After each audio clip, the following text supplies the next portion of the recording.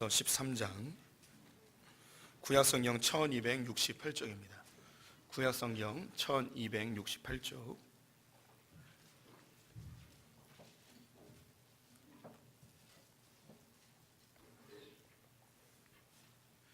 구약성경 1268쪽 호세아서 13장 9절부터 16절까지의 말씀을 한 절씩 교독하시겠습니다. 호세아서 13장 9절부터 16절 교독합니다. 이스라엘아, 내가 패망하였나니 이는 너를 도와주는 나를 대적함이니라. 전에 내가 이르기를 내가 왕과 제도들을 주소서 하였느니라. 내 모든 성읍에서 너를 구원할 자 곧 내 왕이 이제 어디 있으며 내 재판장들이 어디 있느냐. 내가 분노함으로 내게 왕을 주고 진노함으로 패하였노라. 에브라임의 불의가 봉함되었고 그 죄가 저장되었나니 해산하는 여인의 어려움이 그에게 임하리라. 그는 지혜 없는 자식이로다. 해산할 때가 되어도 그가 나오지 못하느니라. 내가 그들을 수월의 권세에서 속량하며 사망에서 구속하리니 사망아, 내 재앙이 어디 있느냐. 수월아, 내 멸망이 어디 있느냐. 뉘우침이 내 눈앞에서 숨으리라. 그가 비록 형제 중에서 결실하나 동풍이 오리니 곧 광야에서 일어나는 여호와의 바람이라. 그의 근원이 마르며 그의 샘이 마르고 그 쌓아둔 바 모든 보배의 그릇이 약탈되리로다. 사마리아가 그들의 하나님을 배반하였으므로 형벌을 당하여 칼에 엎드러질 것이요 그 어린아이는 부서뜨려지며 아이벤 여인은 배가 갈라지리라. 아멘. 오늘도 주님의 보좌 앞으로 나오신 성도님들에게 하나님의 평강과 은혜가 함께 하시기를 축원드립니다. 옆 사람에게 반갑게 인사하겠습니다. 하나님 당신 편이십니다. 우리는 호세아서 계속 보고 있는데 오늘 그 15번째 시간입니다. 호세아는 음란한 여인 고멜과 창녀 고멜과 결혼한 선지자로 유명하지만 우리 성도님들이 기억하셔야 될 바는 호세아는 북이스라엘의 마지막 선지자라는 사실입니다. 그는 40여 년 동안 사역을 하였는데 자기의 나라와 민족이 패망하는 것을 온몸으로 경험해야 했던 슬픔의 선지자였습니다. 음란한 여인과 결혼하게 하여서 하나님께서 이스라엘 백성들을 향한 끊임없는 사랑, 계속해서 하나님을 버리고 우상 숭배하는 이스라엘일지라도 계속 다시 찾아가시고 용서하시고 또다시 찾아가시는 그 하나님의 지극한 사랑을 온몸으로 보여준 삶의 예언자였습니다. 그런 가정 속에서 이스라엘 백성들이 왜 패망을 해야 되는가를 하나님은 호세를 통하여 알려주셨는데요. 몇 가지 이유들이 있었습니다. 그들은 진실하지 아니하였고 거짓을 행하였습니다. 또한 긍휼히 여기지 아니하여 인애가 없었습니다. 사람을 존귀히 여기지 않았습니다. 또 삶 가운데 다가오는 고난과 시련의 문제에 대하여 혹은 자기 삶에 나타나는 많은 삶의 또 풍요로움까지도 하나님의 뜻을 분별하지 아니하고 그냥 일반적인 인간적인 생각들, 하나님이 나를 미워하거나 혹은 자기가 공로가 있어서 복을 주거나 이 정도 아주 얄팍한 생각들만 하고 있었습니다. 하나님을 알아가는 지식이 전혀 없었던 것이죠. 또한 욕심이 많았고요. 그리고 하나님의 뜻을 쫓기보다는 사람의 말을 쫓아가는 그런 인생들이었습니다. 이런 이유들 때문에 이스라엘 백성들은 멸망하게 되었다라고 선언하십니다. 이러한 모습은 그들의 조상이었던 야곱의 모습과 매우 흡사하였습니다. 한 개인의 야곱의 특성이 민족 이스라엘의 특성으로 고스란히 나타나는 것을 보게 되어졌죠. 그래서 지난 시간에 본 것이 야곱은 두드러진 두 가지 특성이 있었습니다. 첫 번째는 그는 사기꾼이었습니다. 속이는 자였죠. 형의 발 뒤꿈치를 잡고 태어났고 삶 가운데 자기의 유익을 위하여 사람을 속이는 일을 쉽게 하였습니다. 또한 하나님에 대하여 자기의 성공과 또 자기의 부유함을 위하여 이용하고 또 우상처럼 조종하려 했던 야곱의 모습을 함께 보았죠. 이스라엘이 바로 그러하였습니다. 사람을 속이는 것 혹은 범죄하는 것, 거짓을 행하는 것, 자기의 이익을 위해서라면 사람을 무시하는 것, 사람을 학대하는 것 별로 개의치 아니하였습니다. 또한 그들의 종교 생활은 하나님께 잘 보여서 자기들이 원하는 소원을 이루고 더 부유해지는 것이 목적이었습니다. 하나님의 뜻은 아무 관계없이 나의 뜻만 이루어주는 그런 우상 정도로 생각하였고 하나님이 이것을 들어주지 않는다면 또 다른 능력을 행한다는 어떤 신을 향하여서 그들은 충분히 절할 수 있는 우상 숭배자들이었습니다. 이 야곱의 모습과 이스라엘의 모습이 동일한 것을 이야기하며 하나님께서 이 야곱의 환도뼈를 쳐서 무능력한 존재로 만드셨음을 이야기합니다.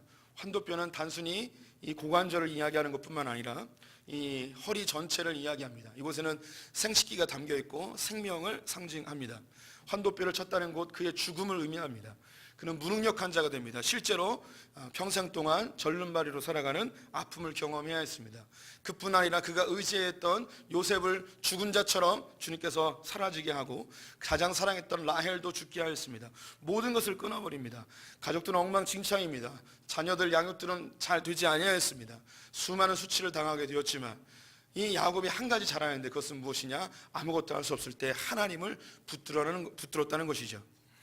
하나님 그걸 찾고 싶어 했습니다. 부유하게 되고 삶이 평안해지고 성공한 인생을 주었더니 하나님을 찾지 않게 되자 이것을 다 가져갔어서라도 하나님과의 관계를 유지하고 싶어 하시는 하나님의 뜨거운 사랑을 이 야곱을 통하여 보여주셨죠. 그는 아무것도 할 수 없는 상태 속에 하나님을 붙들었지만 하나님께서 놀랍게도 애굽이라는 곳에 하나님의 은혜를 자라나게 하고 있었습니다. 이스라엘도 하나님께서는 무능력한 상태로 만들어버립니다. 그들은 나라를 부강하게 하기 위하여 외교를 많이 하여 다른 나라들과 동맹을 맺었습니다. 하지만 이 동맹 국가로부터 그들은 배신을 당하게 되었고 좋은 지도자와 왕이 있으면 나라가 부강해질 것 같았는데 여러 왕들이 거치면서 오히려 사람들은 더 피폐하게 되어지고 부정부패는 심각하고 빈부의 격차는 더 나게 되었습니다. 그런 가운데 의지할 게 없어지고 결국은 망하게 되는데 하나님 망하게 놔두셨습니다. 그 이유는 그들이 아무것도 의지할 수 없는 상황 속에서 그들의 조상 야곱이 했던 것처럼 동일한 것 한 가지만 해주기를 바랬던 마음이죠. 그것은 하나님을 붙들길 바랬던 것입니다. 하나님을 붙든다면 주님께서 그들이 상상하지도 꿈꾸지도 못했던 곳에서 하나님의 은혜를 자라나게 하신다는 것을 약속하신 것이죠. 여기서 이제 한 가지 의문이 들게 됩니다. 도대체 야곱은 왜 그렇게 사람을 사기치고 속이고 거짓을 행했으며 하나님을 왜 이렇게 우상으로 이용하고 하나님을 조종하려 했는가? 이스라엘 역시 왜 그렇게 하나님을 이용하고 우상으로 만들고 수많은 부정과 부패와 그리고 각종 범죄들을 함에도 불구하고 그렇게 당당하게 그렇게 지냈는가? 그 이유에 대해서는 오늘 13장의 이야기를 하고 있는데요. 호세아서 13장과 14장은 결론부에 해당이 되어집니다. 오늘 첫 번째 결론 하나 볼 것이고 다음 주에 마지막 결론을 볼 것입니다. 그렇다면 이스라엘이 왜 이렇게 욕심을 부리며 하나님을 조종하고 사람을 무시하고 하나님의 길을 쫓지 않고 왜 이런 삶을 살았는가? 그 이유가 1절과 2절에 나와 있습니다. 1절, 2절 같이 읽어보겠습니다. 에브라임이 말을 하면 떨었도다. 그가 이스라엘 중에서 자기를 높이더니 바알로 말미암아 범죄함으로 망하였거늘 이제도 그들은 더욱 범죄하여 그 은으로 자기를 위하여 우상을 부어 만들되 자기의 정교함을 따라 우상을 만들었으며. 네, 제가 우리 성도들에게 이해하기 쉽도록 이스라엘 백성들이 갖고 있었던 그 모든 범죄의 근본적 이유에 대하여 노란색으로 표시해 드렸습니다. 그것은 자기입니다. 자기. 그들의 모든 이 범죄의 가장 근본적인 이유는 자기라는 겁니다. 자기. 연속해서 디모데후서 3장 1절 2절 말씀을 계속 읽어보도록 하겠습니다. 너는 이것을 알라. 말세에 고통하는 때가 이르러 사람들이 자기를 사랑하며 돈을 사랑하며 자랑하며 교만하며 비방하며 부모를 거역하며 감사하지 아니하며 거룩하지 아니하며. 말세가 되어지면 이러이러한 고통들이 더하게 되어질 텐데 가장 먼저 사람들에게 나타나는 가장 두드러진 말세의 현상이 뭐냐? 자기를 사랑한다는 것입니다. 여기서 이 말세는 우리 흔히 세대주의자들이 이야기하는 것처럼 7년 환란이나 예수님의 아마겟돈 전쟁이나 이런 의미를 하는 것이 아닙니다. 성경에서 말하는 말세는 예수님이 승천 이후에 이 살아가는 모든 세월들이 말세입니다. 즉 모든 역사는 말세를 향하여 달려가고 있기 때문에 말세를 향해 조금씩 가까워지는 것이지 말세라는 것이 먼 훗날에 있는 것이 아니고 지금 우리가 말세를 살아가고 있는 것이죠. 이러한 현상들은 주님 오시는 날이 가까울수록 더 심각해지는 것은 분명합니다. 2000년 기독교 역사 속에서 하나님을 대적하는 가장 분명한 현상이 무엇인가? 바로 자기를 사랑하는 것입니다. 요즘 이제 우리 사회 속에서 우리 성도님들이 많이 듣는 삶을 개발하고 자기를 또 성장시키고 하는 중요한 덕목 중에 하나가 바로 자기를 사랑하는 것이라고 배웁니다. 한번 몇 가지 그 책들을 한번 보시죠. 세상 그 무엇보다도 자신을 사랑하라. 너 자신을 사랑하라. 뭐 이런 이야기들 많이 들어보셨을 것입니다.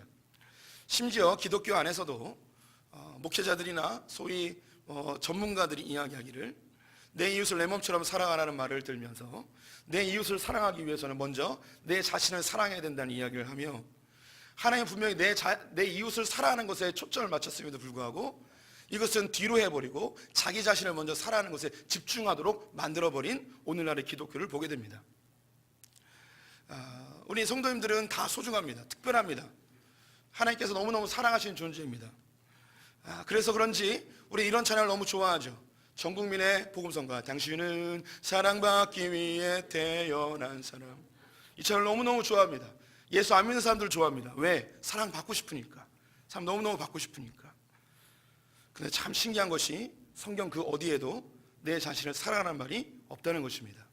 성경은 무엇라 이야기하는가? 누가복음 9장 23절 말씀 같이 읽어보도록 하겠습니다.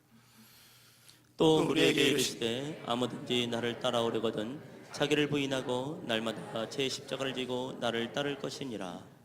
성경은 자기 사랑하라는 말을 없고 반대로 자기를 부인하라는 말이 있습니다. 이 부인하라는 말은 부정하다, 나에게 관심을 갖지 않다, 그리고 나를 없애고 나의 주인의 말을 쫓아 살아간다, 나는 종이다, 이런 의미가 담겨져 있습니다. 또 내 의지, 내가 원하는 것, 내 소망하는 것을 이루기보다는 하나님께서 원하시는 뜻을 내 삶 가운데 이루고 주님이 기뻐하시는 삶을 살아가는 것을 자기 부인이라고 이야기합니다. 성경은 조금 더 나아가 십자가를 지라고 이야기합니다. 십자가는 죽음의 상징이죠. 곧 나를 십자가에 못 박아버리고 하나님의 생명으로 새롭게 거듭난 덤으로 사는 인생, 내가 원하는 삶이 아니라 하나님이 원하는 삶을 살으라고 우리에게 요구하고 있습니다. 이 삶을 살지 아니하면 무엇이 되는가? 그리스도의 제자가 아니라는 거예요. 아주 그냥 까놓고 얘기해서 자기를 사랑하는 것은 그리스도의 제자가 아니라는 거예요. 우리 성도님들은 적어도 소풍교회에서 같이 신앙생활을 한다면 자기 사랑하는 것을 부정하시길 권면드립니다.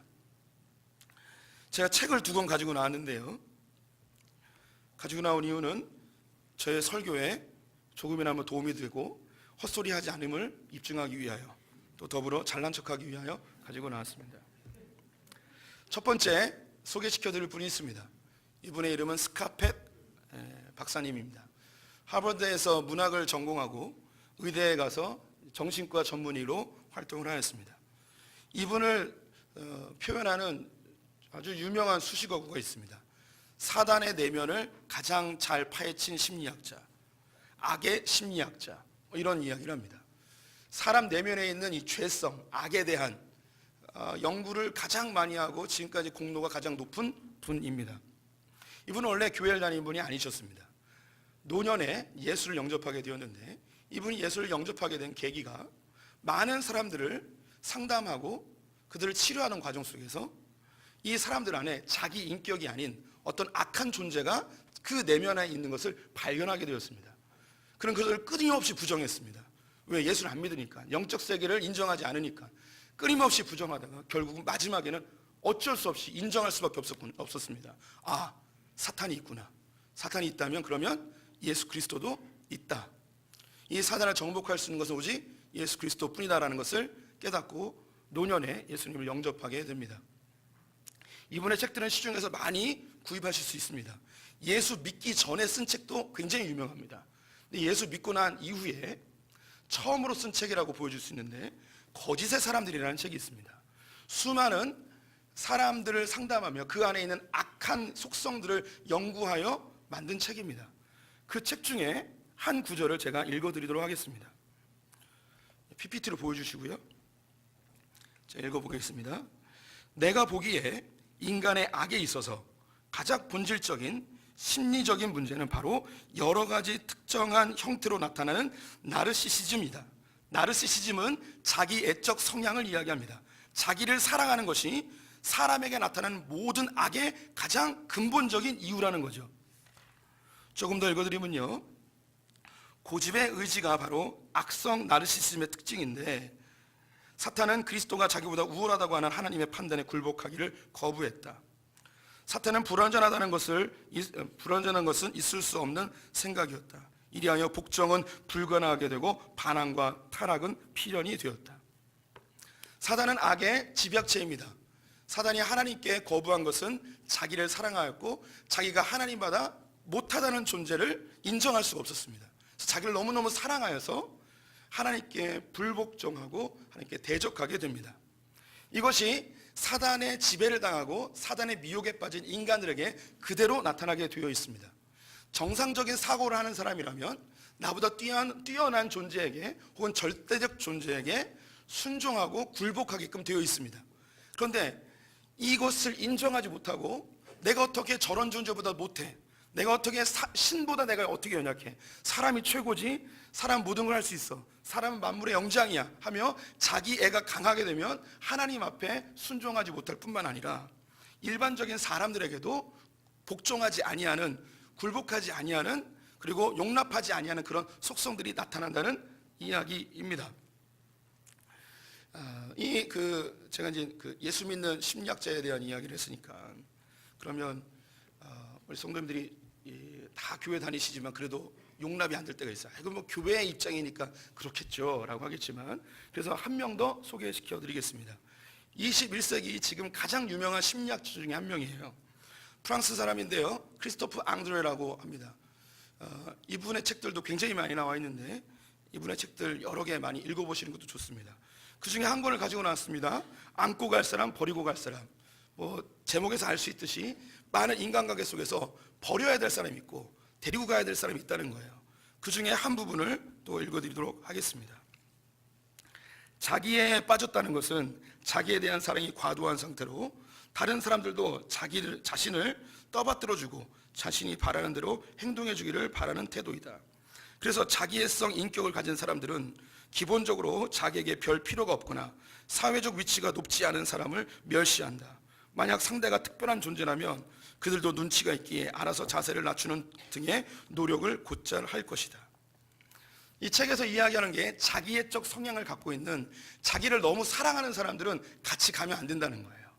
이용당하고 무시당할 수 있다는 것이죠. 그래서 사람의 인간관계 속에서 가장 안 좋은 게 뭐냐면 자기를 사랑하는 것이라는 거죠. 그러면 자기를 사랑하는 사람들에게 나타나는 몇 가지 특징을 알려드리겠습니다. 나서기 좋아하고 칭찬받기를 좋아한다. 다른 사람의 마음을 헤아리기보다는 존중하는 능력이 떨어진다. 자신이 남보다 좋은 대우를 받을 자격이 있다고 느끼지만 다른 사람에게 그럴 자격이 있다는 생각을 잘 하지 못한다. 사회적으로 성공하지 못한 이들을 깔보는 경향이 있다. 자신에게 특별한 재능이 있기 때문에 남들보다 더 나은 권리를 누려 마땅하다는 믿음이 있다. 외모를 잘 가꾸고 패션에 관심이 많다. 사회적 지위를 드러내기를 애쓴다. 학력, 인테리어, 자가용, 신용카드, 명품 취향, 문화적 직견 등 좌절을 겪으면 두고두고 한을 품는다. 다른 사람을 조종하고 이용하는 경향이 있다. VIP 전용 클럽, 회원권, 특별 대우 등을 집착한다. 이런 특징들이 나타난다는 것이죠. 신기한 것이 이런 이야기를 하면 우리 성도님들은 그 사람이라는 생각을 한다는 겁니다.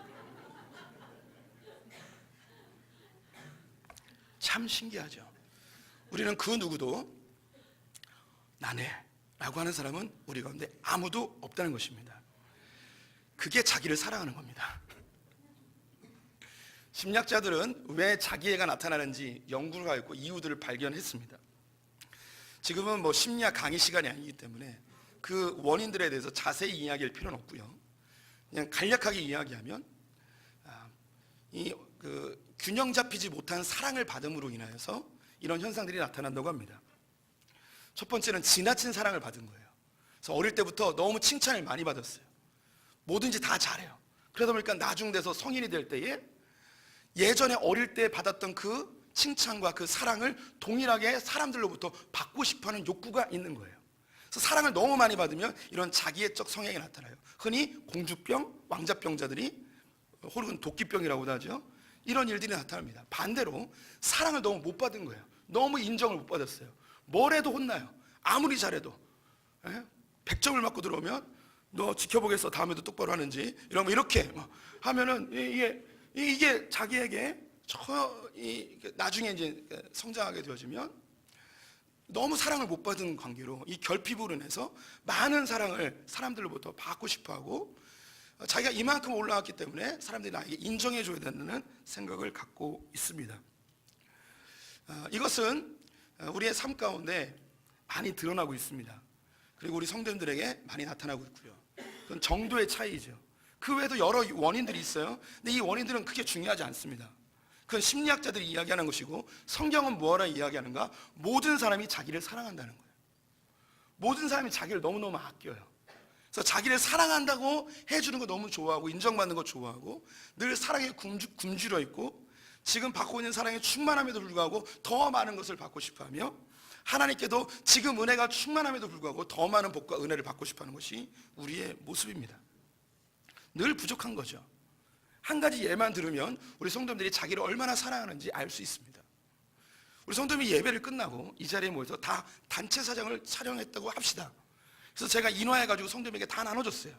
여기 한 300여 명이 있는데, 그러면 우리 성도님들은 누구를 제일 먼저 찾겠습니까? 자기를 찾습니다. 그 누구도 담임 목사 어디 있느냐 안 찾습니다. 자기를 가장 먼저 찾습니다. 그 다음에 다른 사람을 찾죠. 다른 좋아하는 사람들. 왜 자기를 찾을까요? 우리는 모두가 다 모든 관심이 자기에게 있습니다. 근데 사진을 봤어요. 마음에 안 들어요. 그럼 어떻게 할까요? 찢어버리죠.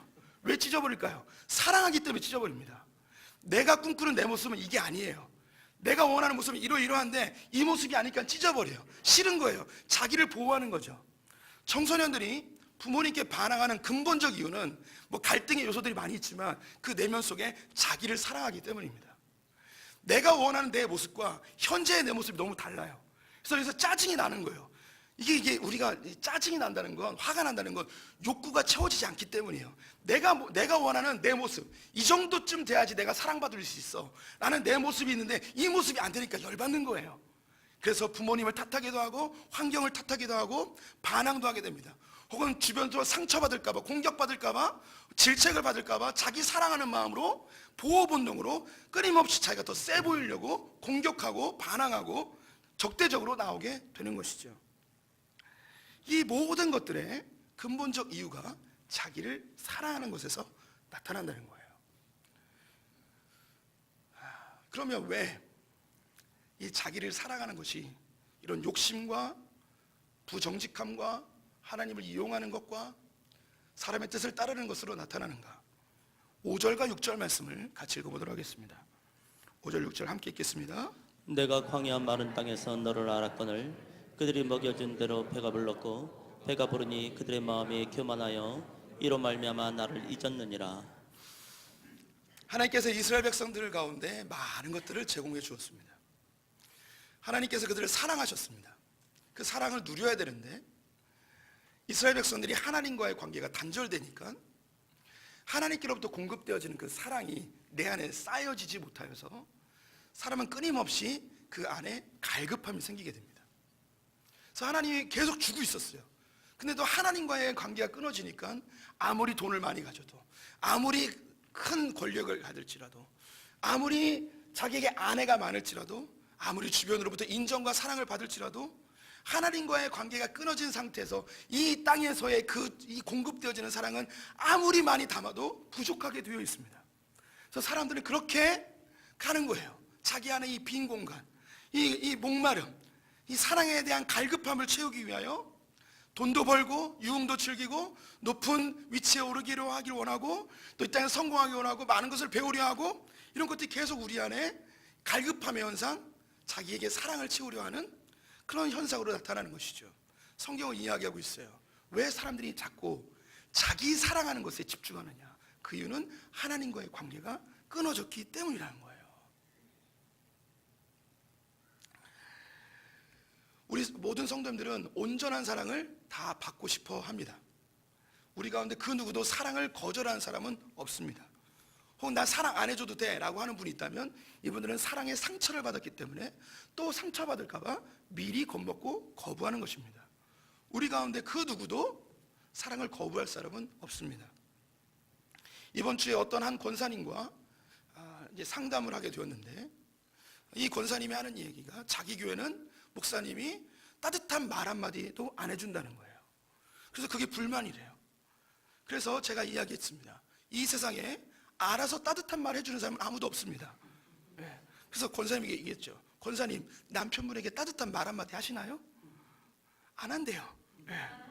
그럼 남편분은 권사님에게 따뜻한 말 한마디 오늘 아침에 하셨나요? 안 했다고. 사람들은 다 따뜻한 말 한마디 안 합니다. 예. 사람들은 신기한 게 자기한테 누군가 따뜻한 말 한마디 해주길 바라는데 자기는 따뜻한 말 한마디 하는 거 굉장히 어려워하죠. 사람은 지극히 이기적이에요. 자기를 너무너무 사랑해요. 그래서 이게 채워지지 않으니까 계속 목마른 거예요. 그래서 언제나 나에게는 온전한 사랑을 경험할 수 있을까? 언제나 나는 가슴 벅찬 사랑을 한번 경험할 수 있을까라며 기다리며 살죠.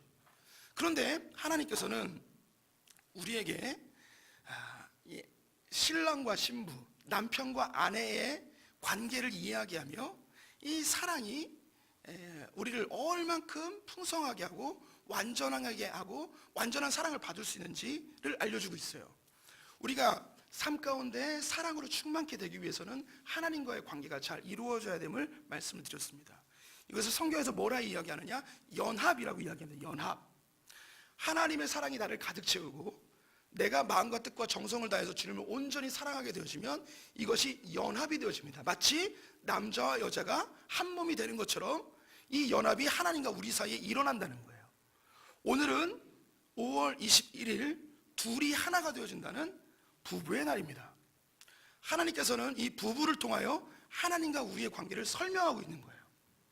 이 두 사람이 한 몸이 되었을 때, 즉 온전한 연합이 이루어졌을 때에 이들에게는 사랑이 궁핍하지 않은 온전한 사랑으로 충만케 되어진다는 거죠. 그러면 부부 사이에 온전한 연합을 이루기 원한다면 어떻게 하면 좋을까요? 보기를 드릴게요. 1번, 자기를 사랑한다. 2번, 배우자를 사랑한다. 어떻게 해야지 연합이 될까요? 그렇죠. 배우자를 사랑할 때 연합이 일어나는 거예요. 여기서 머리가 번쩍 띄우셔야 되는데 아무도 그런 마음이 없어요. 우리는 결혼할 때는 어떤 다짐이 있느냐? 내가 몸이 부서지더라도 목숨을 걸어서라도 상대방을 사랑하겠노라 하며 사랑을 주기로 결정합니다. 사랑하기로 결정하고 결혼을 합니다. 근데 결혼과 동시에 조금씩 바뀌고 어떤 사람은 결혼식 그 다음날 확 바뀌기도 하는데 사랑을 주는 거는 이제 멈춰버리고 어떻게 되느냐? 사랑 받기를 원합니다. 날 사랑해 달라는 거예요. 사랑해 달라고. 사랑해 달라고 하니까 그 상대방도 사랑을 받아야 되는데 서로 주고받지 않다 보니 내 안에 사랑이 계속 목마른 거예요. 그래서 이 목마른 이 배우자들은 다른 곳에서 사랑을 찾게끔 되어 있습니다. 마치 호세아가 결혼했던 이 부정한 여인 창녀 고멜과 같이 말이죠. 이 고멜은 호세아라는 사람과 결혼했습니다. 그러면 하나님께서 이 둘 사이에 온전한 연합이 이루어지길 바라는 거죠. 그럼 이 고멜이 뭐 해야 되느냐? 마음과 뜻과 정성을 다해서 남편 호세아를 사랑해야 되는 거죠. 그런데 이 호세아에게 이야기합니다. 사랑하지 않고 나를 사랑해 달라고. 그런데 사랑이 채워지지 않으니까 이 마음을 어떻게 다 채우겠습니까? 이 사랑을 원하는 마음 하나 해주면 열 해달라고 그러죠. 열하면 100개를 해달라고 합니다. 사람이 참 진짜 악해요. 예? 네. 진짜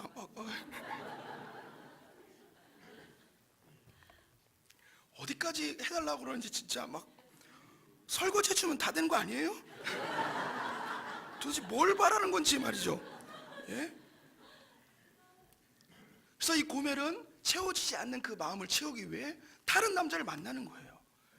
이 남자 만나고 저 남자 만나고 저 남자 만나고 그래도 그 마음 속에는 채워지지 않는 마음이 있는 거죠. 왜 그런 빈 마음이 있을까요? 온전한 연합이 이루어지지 않으니 그 마음에 채움이 없는 거죠. 이게 남자와 여자 사이에 나타나는 거예요. 이게 동일하게 어떻게 적용되느냐? 하나님 사이에서 나타나는 거예요. 하나님 우리를 온전하게 사랑합니다. 우리가 아직 죄인 되었을 때에 하나님께서 우리를 위하여 자기의 아들 예수 그리스도를 죽이심으로 우리에 대한 하나님의 사랑을 확증해 주셨어요. 그리고 우리에게 모든 것을 지금도 제공해 주고 있습니다. 근데 우리는 여전히 연약하고 우리는 여전히 부족하다고 생각하고 하나님 날 사랑 안 난다고 생각하고 하나님 날 신경 안 쓴다고 생각하죠. 왜 그럴까요? 하나님은 주고 있는데. 이유는 한 가지예요. 내가 하나님을 전심으로 신뢰하고 사랑하지 않기 때문입니다. 나 더 사랑해달라고, 더 사랑해달라고. 부부가 온전히 하나가 되기 위해서는 사랑받으려 하면 안 되고 사랑해 주어야 합니다. 바울 선생님이 에베소서 5장에서 이 이야기를 하고 있습니다. 5장 22절 25절 말씀 같이 읽습니다. 아내들이여 자기 남편에게 복종하기를 주께 하듯 하라. 남편들아 아내 사랑하기를 그리스도께서 교회를 사랑하시고 그 교회를 위하여 자신을 주심같이 하라. 남편에게 복종하라고 합니다. 이 복종은 사랑을 근거한 남편의 말에 순종하고 그 말이 다 이해가 되지 않을지라도 해보는 거예요. 그냥 억지로 하는 것이 아니고 사랑을 기반으로 한 사랑의 표현이죠. 남자 역시 아내를 위하여 목숨을 내건 사랑, 그리스도의 사랑처럼 사랑하라는 거죠. 이 둘 사랑 중에 하나만 끝나도 이 관계는 온전한 연합이 되지 못합니다. 사람은 사랑을 주는 것만 아니라 사랑을 받아야 합니다. 그래서 주고 받는 사랑일 때 온전한 연합이 이루어지게 되는 거죠. 그래서 남성들이요, 이 성경 구절을 근거로 하여 여성들에게 복종을 강요하지 마십시오. 먼저 아멘. 믿음대로 될지어다. 남편들이 동일하게 자기의 배우자에 대한 사랑을 공급해 주어야 합니다. 그리고 우리 여성들이요, 남편에게 목숨 걸고 날 사랑해달라는 그런 쓸데없는 얘기를 절대로 하지 마시기 바랍니다.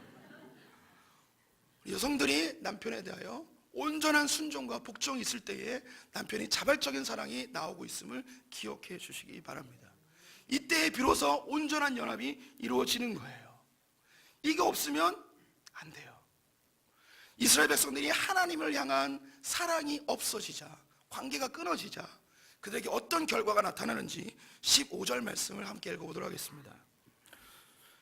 그가 비록 형제 중에서 결실하나 동풍이 오르니 곧 광야에서 일어나는 여호와의 바람이라.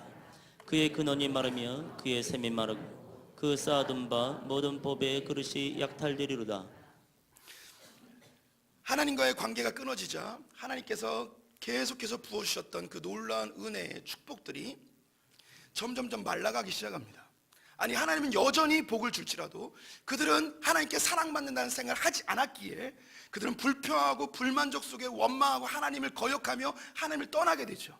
그래서 뜨거운 동풍에 의하여 그 풍요로웠던 땅들이 광야로 바뀌게 되어지고 그 풍성했던 물들이 샘이 마르게 되어지며 자기들이 지금까지 쌓아왔던 그 풍성함들을 다 약탈당하는 일이 발생합니다. 부부 사이에도 그렇습니다. 신혼 때에 서로 사랑하며 목숨까지도 내어주고 모든 것을 다 해주겠다고 했던 그 주는 사랑에서 어느 순간 받고 싶은 사랑으로 변질되어지면 이 풍요로운 부부의 관계 속에서 갑자기 뜨거운 바람이 들어와 이 관계에 메마름이 생기게 되어지고 냉랭해지고 그 마음에 사랑이 없어져 날카로워지고 그 안에 샘솟았던 그 샘물들은 말라서 그 사이에 언어가 거칠어지고 화와 분노와 분쟁과 싸움만이 가득하게 되며 그 둘 사이에 풍성했던 그 아름다운 것들을 다 도둑질당하는 일이 발생하게 되어집니다. 심지어는 물질적인 손해를 보기도 하고 그들이 갖고 있었던 가정의 그 온전함도 깨어지고 그들의 육체까지도 병드는 일이 부부 사이에 수없이 많이 일어납니다. 이유는 한 가지, 나를 사랑하기 때문에. 제 문제 하나 내드리겠습니다. 사랑의 반대말이 뭘까요? 사랑의 반대말을 우리 성도님들은 미움이라고 생각할 수 있습니다. 오늘 지금 이야기하고 있습니다. 사랑의 반대말은 자기 사랑입니다. 사랑의 반대말은 자기 사랑이에요. 요한 사도가 이렇게 이야기합니다. 요한일서 3장 14절 말씀. 우리는 형제를 사랑함으로 사망에서 옮겨 생명으로 들어간 줄을 알거니와 사랑하지 아니한 자는 사망에 머물러 있느니라. 사랑이 있는 곳에 생명이 있습니다. 사랑이 없는 곳에 사망이 있습니다. 오늘 부부의 날입니다. 혹시 부부 사이에 이미 사망이 선고되셨습니까? 메마름이 가득 차십니까? 그 처음 결혼했을 때의 그 풍성함들을 다 도둑 맞으셨습니까? 부부 사이에 샘물처럼 솟아나는 그 즐거움들이 다 메말라 버리셨습니까? 그렇다면 우리 성도님들은 지금 사랑하지 않는 게 아니라 자기를 너무 사랑하고 있으십니다. 사랑이 없으면 사망에 이르게 됩니다. 결국 사랑입니다. 사랑 없으면 아무것도 아닙니다. 오직 사랑만이 우리를 풍성하게 합니다. 하나님의 사랑을 갈망하시고 이 땅에서 우리 부부 사이에 풍성한 사랑이 넘쳤으면 좋겠습니다. 더불어 자녀와의 사랑, 공동체 안에서의 사랑. 우리는 수많은 좋은 이야기, 수많은 지식적인 이야기, 성경적인 이야기 수없이 할 수 있습니다. 그런데 그때 우리 성도님들이 반드시 점검해야 될 것, 내 안에 사랑이 있는가 반드시 점검해 보시기를 권면드립니다. 이스라엘 백성들이 망한 실제적 이유, 그들은 자기를 너무 사랑했기 때문입니다. 우리 찬양 한 장 하죠. 한 가지 빼먹었는데요, 오늘 제목에 봉인된 불이 저장된 죄라고 했습니다. 하나님께서 우리의 죄와 불의를 절대 용서하지 않고 저장하고 봉인해 버린다고 합니다. 이 죄는 바로 사랑하지 않은 죄, 자기를 지극히 사랑한 죄입니다. 하나님이 절대 용서치 않는다고 합니다. 서로 사랑합시다. 사랑이 없으면 사망입니다.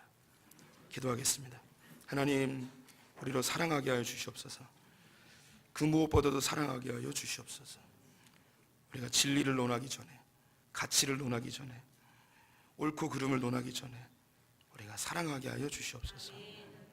우리가 다 연약하고 부족하여서 사랑이 굶주린 자들이오니 하나님, 이 세상에서 사랑 구하지 않게 하시고 하나님이 세우신 가정 안에서, 특별히 부부 사이에서, 공동체 안에서 하나님과의 관계 속에서 사랑으로 충만케 되어져 우리의 삶에 풍성함이 넘치게 하여 주시옵소서. 예수님의 이름으로 기도드렸습니다. 아멘.